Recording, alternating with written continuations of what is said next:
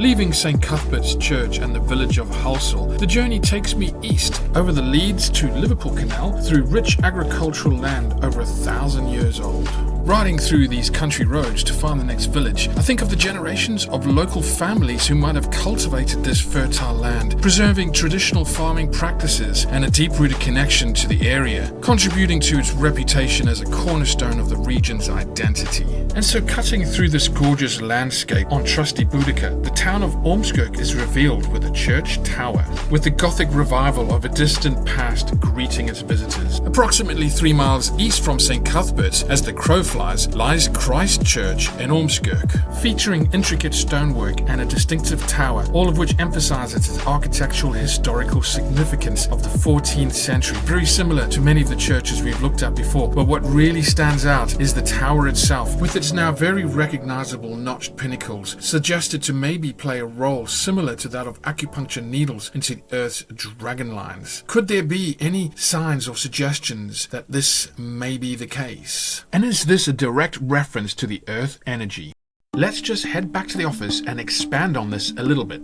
If anyone knows anything about acupuncture, you will know, or if you want to research about acupuncture to find out what it's about, an acupuncturist will put needles into the body. Okay, why do they do that? Because they are working with the meridian lines of the body, and by putting the needles in, they're affecting and changing the energy. The meridian lines have energy. What kind of energy? Electromagnetic energy is the best way I could call it. Ki energy is another way to call it, or chi energy. No different from the energy lines on the planet, as David Cohen and Chris Arnold refer to a subtle energy grid all over the Earth. And it's Serge King who says a responsive influence exists between the heavenly bodies, the Earth, and animated bodies like temples and churches. And it's Margaret Murray's book who refers to radiesthesia to sense radiation or energy forces from the human body and the Earth, otherwise known as dowsing, which Hamish Miller and many others refer to locating the dragon or serpent energy line. So let's head back to Christ Church in Ormskirk, where there's clearly a dragon on the side of the church, an artistic expression of this esoteric knowledge going back many, many centuries. According to John Michel's The New View over Atlantis, the dragon represents the principle of fertility on every continent of the world. The legend of the dragon is famous in Britain too, with St. George slaying the beast. However, it seems there is a different hero for different regions of the country, and the Lancashire hero came from the Llewellyn family in a town called Unsworth, a metaphor for the geomancer directing the earth energy,